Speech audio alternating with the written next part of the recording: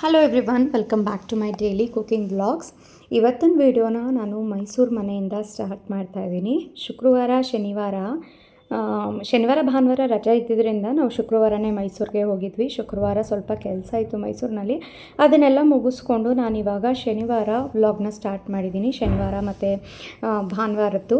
ಶನಿವಾರ ಬೆಳಗ್ಗೆ ತಿಂಡಿಗೆ ಅಮ್ಮ ಎಲ್ಲ ಇಲ್ಲಿ ಮಸಾಲೆ ಅಕ್ಕಿ ರೊಟ್ಟಿ ಮಾಡೋದಕ್ಕೆ ಎಲ್ಲ ರೆಡಿ ಮಾಡಿ ಇಟ್ಕೊಂಡಿದ್ರು. ಸೊ ಬೆಳಗಿನ ತಿಂಡಿ ಮಸಾಲೆ ಅಕ್ಕಿ ರೊಟ್ಟಿ ಜೊತೆಗೆ ಕಾಯಿ ಚಟ್ನಿ. ಬೆಳಗ್ಗೆ ಸ್ವಲ್ಪ ಲೇಟೇ ಆಗಿತ್ತು ಎದ್ದೇಳೋದು. ಸೊ ಹಾಗಾಗಿ ಹಾಗೇ ಸ್ವಲ್ಪ ಹೊತ್ತು ಕೂತ್ಕೊಂಡು ಫ್ರೆಶ್ ಅಪ್ ಎಲ್ಲ ಆಗಿ ಆಮೇಲೆ ತಿಂಡಿ ಎಲ್ಲ ಸ್ವಲ್ಪ ಲೇಟೇ ನಾವು ರಜದ ದಿನದಲ್ಲಿ, ಹಾಗಾಗಿ ಅಲ್ಲೂ ಸಹ ಸ್ವಲ್ಪ ಲೇಟೇ ನಾವು ಎದ್ದು ಎಲ್ಲ ರೆಡಿಯಾಗಿದ್ದು. ಮೈಸೂರಿನಲ್ಲಿ ಅಂದರೆ ನಾವು ಅವತ್ತು ಹಾಸನಿಗೆ ಹೊರಟಿದ್ವಿ. ಶುಕ್ರವಾರ ಒಂದು ಸ್ವಲ್ಪ ಕೆಲಸ ಇತ್ತು, ಶನಿವಾರ ಹಾಸನಿಗೆ ಹೋಗ್ಬಿಟ್ಟೋಣ, ಇನ್ನು ಭಾನುವಾರದ ತನಕ ಅಂದರೆ ನನಗೂ ಸ್ವಲ್ಪ ಲೇಟ್ ಆಗುತ್ತೆ ಅಂತ ಅಂದ್ಬಿಟ್ಟು ಶನಿವಾರನೇ ನಾವು ಹಾಸನಿಗೆ ವಾಪಸ್ ರಿಟರ್ನ್ ಬಂದುಬಿಡ್ಬೇಕಾಗಿತ್ತು. ಹಾಗೆ ಬರೋದ್ರ ಬದಲು ಅಲ್ಲೇ ಎಲ್ಲಾದರೂ ಪ್ಲೇಸಸ್ಸನ್ನೆಲ್ಲ ವಿಸಿಟ್ ಮಾಡಿಕೊಂಡು ಬರೋಣ. ಒಂದು ಸ್ವಲ್ಪ ನಮಗೂ ಈ ಬ್ಯುಸಿ ಶೆಡ್ಯೂಲ್ನಲ್ಲಿ ಬರೀ ಮನೆ ಕೆಲಸ, ಬಿಸ್ನೆಸ್ಸು, ಅದು ಇದು ಅನ್ನೋ ಟೆನ್ಷನ್ನಲ್ಲಿ ಒಂದು ಸ್ವಲ್ಪ ಹೊರಗಡೆ ತಿರುಗಾಡಿದ್ರೆ ನಮಗೂ ಸ್ವಲ್ಪ ಮೈಂಡ್ ರಿಲೀಫ್ ಆದಂಗೆ ಆಗುತ್ತೆ ಅಂತ ಅಂದ್ಬಿಟ್ಟು ಒಂದು ಸ್ವಲ್ಪ ಪ್ಲ್ಯಾನ್ಸ್ ಎಲ್ಲ ಇತ್ತು. ಹಾಗಾಗಿ ತಿಂಡಿಗೆ ಮಾತ್ರ ಇರ್ತೀವಿ ಅಮ್ಮ, ತಿಂಡಿ ತಿನ್ಕೊಂಡು ಹೋಗ್ಬಿಡ್ತೀವಿ ಬೇಗ ಅಂತ ಅಂದ್ಬಿಟ್ಟು ರೆಡಿ ಎಲ್ಲ ಆಗಿ ಇಲ್ಲಿ ತಿಂಡಿಗೆ ಅಮ್ಮ ಆಲ್ರೆಡಿ ಕ್ಯಾರೆಟು, ಮೂಲಂಗಿ, ಈರುಳ್ಳಿ ಎಲ್ಲನೂ ಸಹ ಸ್ವಲ್ಪ ತುರಿದಿಟ್ಟಿದ್ರು. ನಾನು ಇನ್ನೊಂದು ಸ್ವಲ್ಪ ಈರುಳ್ಳಿ ಮತ್ತು ಕರ್ಬೇವಿನ ಸೊಪ್ಪು, ಅದಕ್ಕೊಂದು ಸ್ವಲ್ಪ ಸಬ್ಬಸಿಗೆ ಸೊಪ್ಪು ಎಲ್ಲನೂ ಸಹ ಕಟ್ ಮಾಡಿ ಇಲ್ಲಿ ಹಾಕ್ತಾಯಿದ್ದೆ. ತುಂಬ ಚೆನ್ನಾಗಿರುತ್ತೆ ಅಕ್ಕಿ ರೊಟ್ಟಿ. ಪೂರಿ ಮಾಡಲಾ ಅಂತ ಅಂತಿದ್ರು ಅಮ್ಮ. ಪೂರಿ ಬೇಡ, ಟ್ರಾವೆಲ್ ಮಾಡಬೇಕು ಮತ್ತು ಎಣ್ಣೆದು ಅಂತ ಅಂದರೆ ಒಂದು ಸ್ವಲ್ಪ ಹಿಂಸೆ ಆದಂಗೆ ಆಗುತ್ತೆ, ಟ್ರಾವೆಲಿಂಗ್ ಎಲ್ಲ ಸರಿಯಾಗಿ ಆಗಲ್ಲ, ತಲೆನೋವೆಲ್ಲ ಬಂದುಬಿಡುತ್ತೆ ಅಂತ. ನಮ್ಮ ಹಾಸನಲ್ಲಂತೂ ಫುಲ್ ಮಳೆ ಇದೆ. ಇಲ್ಲಿ ಒಂಥರ ಸೋನೆ ಮಳೆ ಥರ, ಅಂದರೆ ಜೋರು ಮಳೆನೂ ಅಲ್ಲ, ಈ ಕಡೆ ತುಂಬ ಇದೂ ಅಲ್ಲ, ಆ ರೀತಿ. ಒಟ್ನಲ್ಲಿ ಚಳಿ ಮಳೆ ಇದೆ ಹಾಸನಲ್ಲಿ. ನಾವು ಹಾಗೇನೆ ಅಂತ ಅಂದ್ಕೊಂಡು ಮೈಸೂರು ಹಾಗೆ ಇರುತ್ತೆ ಅಂತ ಅಂದ್ಕೊಂಡು ಹೋದರೆ ಮೈಸೂರಲ್ಲಿ ಒಂದು ಸ್ವಲ್ಪನೂ ಸಹ ಮಳೆ ಇಲ್ಲ. ಅಷ್ಟು ಬಿಸಿಲು, ಸೆಖೆಯಲ್ಲಿ. ಇಷ್ಟು ಸೆಖೆಯಲ್ಲಿ ಅದು ಹೆಂಗಿರ್ತೀರಾ ಅಂತ ಕೇಳ್ತಾ ಇದ್ದೆ ನಾನು. ಅದು ಫ್ಯಾನ್ ಹಾಕೊಂಡ್ರೂ ಒಂಥರ ಬಿಸಿ ಗಾಳಿ ಬರುತ್ತೆ ಅಲ್ಲಂತೂ, ಅಷ್ಟು ಸೆಖೆ. ಹಾಗೇ ಅಲ್ವಾ, ಒಂದು ಊರಿಂದ ನಾವು ಅಲ್ಲೇ ಹುಟ್ಟಿ ಬೆಳೆದಿರ್ಬೋದು, ಬಟ್ ಆ ಊರಿಂದ ಬೇರೆ ಕಡೆ ಹೋಗಿ ಸೆಟ್ಲಾದಮೇಲೆ ಅಲ್ಲಿಗೇ ಹೋದಾಗ ನಾವೆಲ್ಲಿ ಸೆಟ್ಲಾಗಿರ್ತೀವಿ ಅದೇ ಊರು ಬೆಸ್ಟ್ ಅಂತ ಅನಿಸ್ಬಿಡುತ್ತೆ ನಮಗೆ. ಬಟ್ ಮೈಸೂರು ಬೇರೆದಕ್ಕೆಲ್ಲ ಬೆಸ್ಟು. ನಾನು ಹಾಸನ ಎಲ್ಲ ಫೆಸಿಲಿಟೀಸ್ ಎಲ್ಲ ಇದೆ ಅಂತ ಹೇಳಲ್ಲ ನಾನು. ಮೈಸೂರಷ್ಟು ಖಂಡಿತ ಇಂಪ್ರೂವೈಸ್ ಆಗಿಲ್ಲ ಹಾಸನು. ಮೈಸೂರೇ ಚಂದ ನಮಗೆ ಹೇಗೆ ಇದ್ರೂ. ಆದರೆ ನಾನು ವೆದರ್ ವೈಸ್ ಹೇಳ್ತಾ ಇದ್ದೆ ಅಷ್ಟೇ. ಅಕ್ಕಿ ರೊಟ್ಟಿ ನೋಡಿ, ಈ ರೀತಿ ಸ್ವಲ್ಪ ತೆಳುವಾಗೋ ಈ ರೀತಿಯಲ್ಲಿ ಕಲಿಸ್ಬೇಕು. ಫಸ್ಟ್ ಇದಕ್ಕೆ ಬಿಸಿ ಬಿಸಿ ನೀರನ್ನ ಹಾಕಿ ಒಂದು ಸ್ವಲ್ಪ ಗಟ್ಟಿನೇ ಕಲಿಸ್ಕೋಬೇಕು. ಆಮೇಲೆ ಆ ಗಟ್ಟಿ ಹಿಟ್ಟನ್ನು ಸ್ವಲ್ಪನೇ ಇನ್ನೊಂದು ಪ್ಯಾನ್ಗೆ ತೊಗೊಂಡು ನಿಮಗೆ ಎಷ್ಟು ಬೇಕೋ ಅಷ್ಟು ರೊಟ್ಟಿನ ಕಲಿಸ್ಬಿಟ್ಟು ಸ್ವಲ್ಪನೇ ತಣ್ಣೀರು ಹಾಕ್ಕೊಂಡು ಸ್ವಲ್ಪ ತೆಳುವಾಗಿ ಕಲಿಸ್ಕೊಂಡು ಬಟ್ರ್ ಪೇಪರ್ ಮೇಲೆ ಒತ್ತಿ ತವಾ ಮೇಲೆ ಬೇಯಿಸೋದಷ್ಟೇ. ತುಂಬ ಚೆನ್ನಾಗಿ ತೆಳುವಾಗಿ ಸಖತ್ತಾಗಿ ಬರುತ್ತೆ ಇದು. ಬಟ್ರ್ ಪೇಪರ್ ನಾನು ಹಾಸನಿಂದಾನೇ ತಂದುಕೊಟ್ಟಿದ್ದೆ ಅಮ್ಮಂಗೊಂದು. ಇರಲಿ, ತುಂಬಾ ಚೆನ್ನಾಗಿದೆ ಇದು. ನೀವು ಆರಾಮಾಗಿ ರೊಟ್ಟಿ ಹಾಕ್ಕೋಬೋದು, ಏನೂ ಹರಿಯಲ್ಲ. ಅಂದರೆ ಏನು ಬಿಸಿನೂ ಸಹ ನೀವು ಒಂದು ನಿಮಿಷ ತವ ಮೇಲೆ ಬಿಟ್ಬಿಟ್ಟು ಹಾಗೇ ಮರ್ತೋಗ್ಬಿಟ್ರು ಅದೇನೂ ಆಗಲ್ಲ, ಆರಾಮಾಗಿ ತೆಗಿಬೋದು ಅಂತ ಅಂದ್ಬಿಟ್ಟು ಅದನ್ನೊಂದು ತಂದುಕೊಟ್ಟಿದ್ದೆ. ನನಗದು ತುಂಬಾ ಇಷ್ಟ ಆಯಿತು. ಎಲ್ಲ ಆನ್ಲೈನಲ್ಲೂ ನನಗೆ ಅಷ್ಟು ಕ್ವಾಲಿಟಿ ಸಿಗಲ್ಲ, ಹಾಗಾಗಿ ನನಗೆ ಹಾಸನಲ್ಲಿ ಇಲ್ಲೊಂದು ಲೋಕಲ್ ಸ್ಟೋರಲ್ಲಿ ಸಿಗುತ್ತೆ. ತುಂಬಾ ಚೆನ್ನಾಗಿದೆ ಅದು. ಎಲ್ಲರಿಗೂ ಇಲ್ಲಿ ಬಿಸಿ ಬಿಸಿ ಅಕ್ಕಿ ರೊಟ್ಟಿ ಹಾಕ್ಕೊಟ್ಟು ನಾನು ಸಹ ಆಮೇಲೆ ಅಕ್ಕಿ ರೊಟ್ಟಿ ತಿಂದ್ಬಿಟ್ಟು ಎಲ್ಲ ರೆಡಿ ಆಗಿಬಿಟ್ಟು ಹೊರಟ್ವಿ. ತಿಂಡಿ ಮಾತ್ರ ತುಂಬಾ ಚೆನ್ನಾಗಿತ್ತು. ಚಟ್ನಿ ಮಾತ್ರ ಅಮ್ಮ ತುಂಬಾ ಚೆನ್ನಾಗಿ ಮಾಡ್ತಾರೆ. ನಾನು ಅದೇ ಹೇಳ್ತೀನಿ, ನಾವು ಎಲ್ಲ ಹಾಕಿದ್ರೂ ಚಟ್ನಿ ಮಾತ್ರ ಈ ಟೇಸ್ಟ್ ಬರೋದೇ ಇಲ್ಲ, ಅಷ್ಟು ಚೆನ್ನಾಗಿ ಮಾಡ್ತೀರಾ ಅಂತ ಅಂದ್ಬಿಟ್ಟು. ಪೂರಿ ಮಾಡ್ತೀನಿ ಅಂತ ಅಂದಿದ್ರು ಅಮ್ಮ, ಆದರೆ ಪೂರಿ ಬೇಡ, ಮತ್ತೆ ಟ್ರಾವೆಲಿಂಗ್ ಮಾಡಬೇಕು ನಾವು, ಅಲ್ಲೆಲ್ಲ ಸುತ್ತಾಡಿಕೊಂಡು ಹೋಗಿದ್ರೆ ತಲೆನೋವೆಲ್ಲ ಬಂದಂಗೆ ಆಗುತ್ತೆ, ಹೊಟ್ಟೆ ಎಲ್ಲ ತೊಳಸ್ದಂಗೆ ಆಗುತ್ತೆ, ಎಣ್ಣೆ ಜಿಡ್ಡು ಬೇಡ, ರೊಟ್ಟಿನೇ ಮಾಡಿಬಿಡಿ ಅಂತ ಅಂದ್ಬಿಟ್ಟು ನಾನು ರೊಟ್ಟಿಗೆ ಹಿಂದಿನ ದಿನ ಹೇಳಿದ್ದೆ. ಸೊ ಹಾಗಾಗಿ ಬೆಳಗ್ಗೆ ಅಮ್ಮ ಎಲ್ಲ ರೆಡಿ ಮಾಡಿ ಇಟ್ಟಿದ್ರು. ತಿಂಡಿ ತಿನ್ಕೊಂಡು ನಾವು ಹೊರಟಿದ್ದು ಎಲ್ಲರೂ ಪ್ಲೇಸಸ್ ನೋಡ್ಕೊಂಬರೋಣ ಅಂತ ಅಂದ್ಬಿಟ್ಟು ಹೋಗೋಣ, ಹಾಗೆಯೇ ಆನ್ ದ ವೇ ಮುಗಿಸ್ಕೊಂಡು ಹಾಸನಿಗೆ ಅಂತ ಅಂದ್ಕೊಂಡ್ವಿ. ಸೊ ರಂಗನತಿಟ್ಟುಗೆ ಹೋಗಿ ತುಂಬ ವರ್ಷಗಳಾಗಿತ್ತು. ನಾನು 2008 ಹೋಗಿದ್ದು ರಂಗನತಿಟ್ಟಿಗೆ. ನಾನು ಆವಾಗ ಇನ್ನೂ ಓದ್ತಾ ಇದ್ದೆ, BAMS. ಅಪ್ಪ ಅಮ್ಮ ಜೊತೆ ಎಲ್ಲ ಹೋಗಿದ್ದಿದ್ದು. 18 ವರ್ಷ ಆದಮೇಲೆ ರಂಗನತಿಟ್ಟು ತುಂಬಾ ಚೇಂಜಸ್ ಆಗಿತ್ತು. ಆವಾಗಿಂದ ನನಗಿನ್ನೂ ನೆನಪಿದೆ.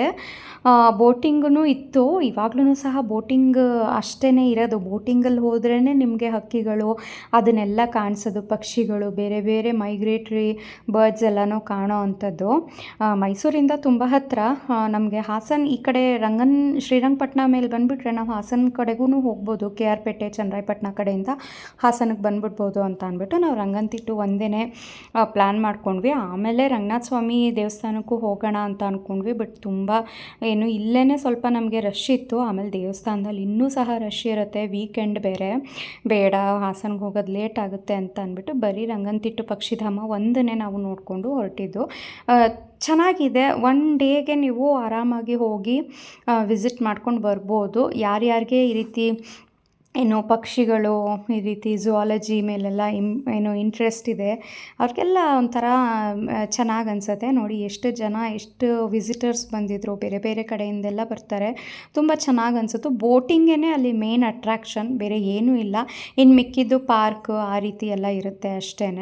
ಸೊ ಬೋಟಿಂಗ್ ನೀವು ಬೇಗ ಹೋದರೆ ಬೇಗನೆ ಇದಾಗುತ್ತೆ, ಅಂದರೆ ಬೇಗನೆ ರಶ್ ಪೀಕ್ ಅವರ್ಸಲ್ಲಿ ಹೋಗ್ಬಿಟ್ರೆ ತುಂಬ ವೆಯ್ಟ್ ಮಾಡಬೇಕಾಗತ್ತೆ. ಹಾಗಾಗಿ ಸ್ಟಾರ್ಟಿಂಗ್ ಹೋಗ್ತಿದ್ದ ಹಾಗೆ ಬೋಟಿಂಗಿಗೆಲ್ಲ ಟಿಕೆಟ್ ಎಲ್ಲ ತೊಗೊಂಡು ಆಮೇಲೆ ನಾವು ಫೋಟೋ ಸೆಷನ್ ಎಲ್ಲ ಮಾಡ್ಕೊಳ್ಳೋಣ. ಈಗ ಒಂದು ಕಡೆ ಹೋದ್ಮೇಲೆ ಫೋಟೋಸು ಅದು ಇದು ಇಲ್ಲದೇ ಬರೋದೇ ಇಲ್ಲ ಅಲ್ವಾ. ಸೊ ಹಾಗಾಗಿ ಸ್ಟಾರ್ಟಿಂಗೇ ನಾವು ಬೋಟಿಂಗ್ ಕಡೆಗೆ ಹೋಗ್ಬಿಟ್ರಿ. ಒಂದು ಸ್ವಲ್ಪ ವಾಕಿಂಗ್ ಡಿಸ್ಟೆನ್ಸ್ ಇದೆ ಒಳಗಡೆ. ಚೆನ್ನಾಗಿ ಅನಿಸುತ್ತೆ. ಎಲ್ಲೋ ಒಂಥರ ಫಾರೆಸ್ಟ್ ಏರಿಯಾ ಒಳಗಡೆ ನಡ್ಕೊಂಡು ಹೋಗ್ತಾ ಇದ್ದೀವೇನೋ ಅನ್ನೋ ರೀತಿಯಲ್ಲಿ ಅನಿಸುತ್ತೆ. ಸೊ ಬಿಸಿಲು ನೋಡ್ಬೋದು, ತುಂಬಾ ಬಿಸಿಲಿತ್ತು. ಆದರೆ ಅಲ್ಲಿ ಒಳಗಡೆ ಎಲ್ಲ ಗಿಡ ಮರಗಳು, ಫಾರೆಸ್ಟ್ ರೀತಿಯಲ್ಲಿ ಎಲ್ಲ ಬ್ಯಾಂಬೂ ಅದನ್ನೆಲ್ಲ ಬೆಳೆಸಿರೋದ್ರಿಂದ ನಮ್ಗೆ ಅಷ್ಟೊಂದು ಬಿಸಿಲು ಹಾಗಾಗಿ ಅಂತೆಲ್ಲ ಏನು ಅನ್ನಿಸ್ಲಿಲ್ಲ. ಚೆನ್ನಾಗಿತ್ತು. ಒಳ್ಳೆ ಒಂದು ಟೈಮ್ ಸ್ಪೆಂಡ್ ಮಾಡ್ಕೊಂಡು ಬಂದ್ವಿ ನಾವು. ಸೊ ಇಲ್ಲಿ ನೋಡಿ, ನಾವು ಟಿಕೆಟ್ ತೊಗೊಂಡು ಫಸ್ಟೇ ಬೋಟಿಂಗ್ ಇದಕ್ಕೆ ಬಂದುಬಿಟ್ವಿ. ಹಿತೈಷ್ ಅಂತೂ ಫಸ್ಟೇ ಒಂದು ಕತೆ ಹೇಳ್ಕೊಂಡು ಕರ್ಕೊಂಡೋಗಿದ್ದೆ. ನಂಗೆ ಚಿಕ್ಕದ್ರಿಂದನೂ ಒಂದು ಕತೆ ನೆನಪಿದೆ. ರಂಗನತಿಟ್ಟಿನಲ್ಲಿ ಈ ರೀತಿ ಬೋಟಿಂಗ್, ಅಲ್ಲಿ ಏನು ಬೋಟ್ ಕಾಣಿಸ್ತಾ ಇದೆ ಅಲ್ಲಿ ಮೆಶ್ ಹಾಕಿದ್ದಾರೆ ನೋಡಿ ಸುತ್ತ. ಫಸ್ಟು ಆ ರೀತಿ ಮೆಶ್ ಇರಲಿಲ್ವಂತೆ. ನಾನು ಚಿಕ್ಕವರಿದ್ದಾಗ ನನ್ನ ಅಜ್ಜಿ, ನಮ್ಮಮ್ಮ ಅದೆಲ್ಲ ಕತೆ ಹೇಳ್ತಾ ಇದ್ದಿದ್ದು. ಕಥೆನೋ ಅಥವಾ ನಿಜವಾಗ್ಲೂ ನಡೆದಿದ್ದೋ ನನಗಂತೂ ಗೊತ್ತಿಲ್ಲ.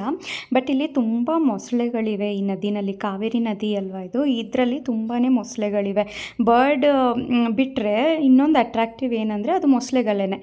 ಒಬ್ಬೊಬ್ಬರಾಗಿ ಒಂದೊಂದೇ ಮೊಸಳೆ ಮೇಲಿರುತ್ತಲ್ವ, ಅದು ಹತ್ರನೇ ಕರ್ಕೊಂಡೋಗಿ ವಿಸಿಟ್ ಮಾಡಿಸ್ತಾರೆ, ಯಾವ ರೀತಿ ಏನು ಎತ್ತ ಅಂತೆಲ್ಲ. ಅದೊಂದು ಕಥೆ ನನಗೆ ಹಿತೇಶ್ಗೆ ಹೇಳಿದ್ದೆ ನಾನು.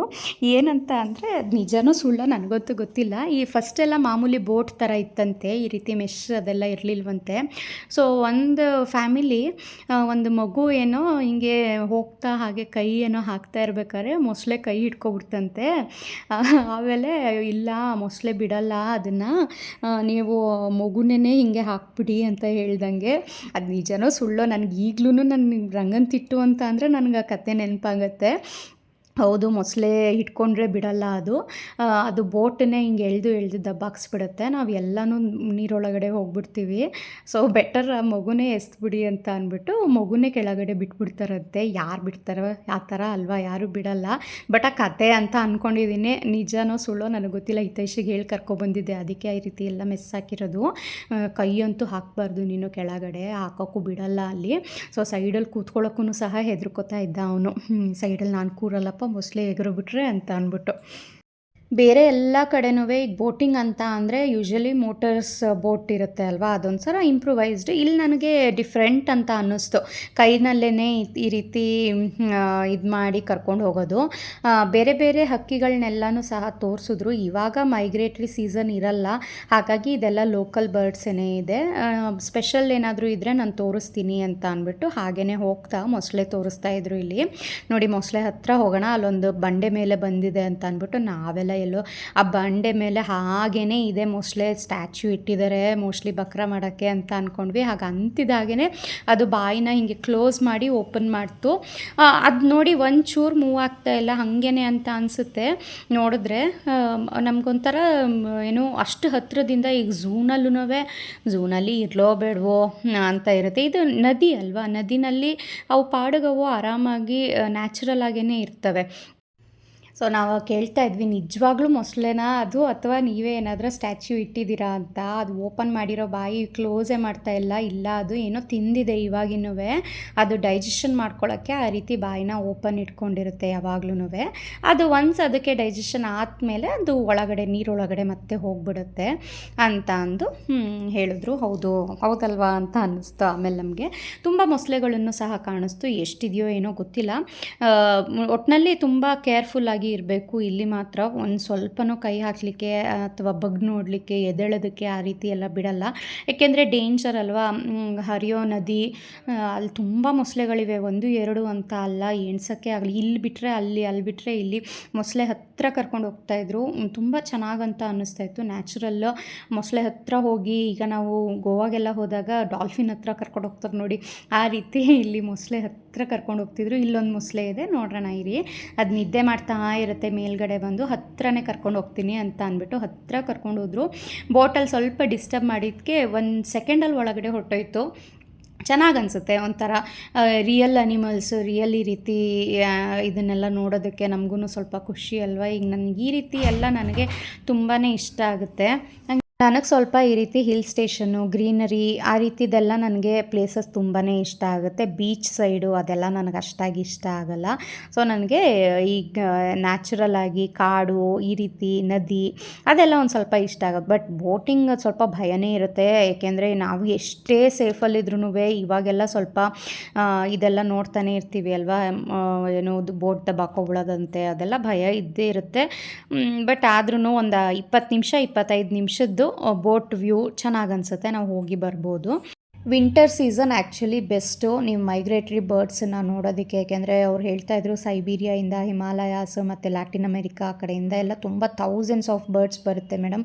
ತುಂಬಾ ಚೆನ್ನಾಗಿರುತ್ತೆ ಆವಾಗ ನೋಡೋಕ್ಕೆ. ಇವಾಗ ಸೀಸನ್ ಇಲ್ಲ, ಸೊ ಹಾಗಾಗಿ ಲೋಕಲ್ ಬರ್ಡ್ಸ್ ಅಷ್ಟೇ ಇಲ್ಲಿ ಇರೋದು ಅಂತ.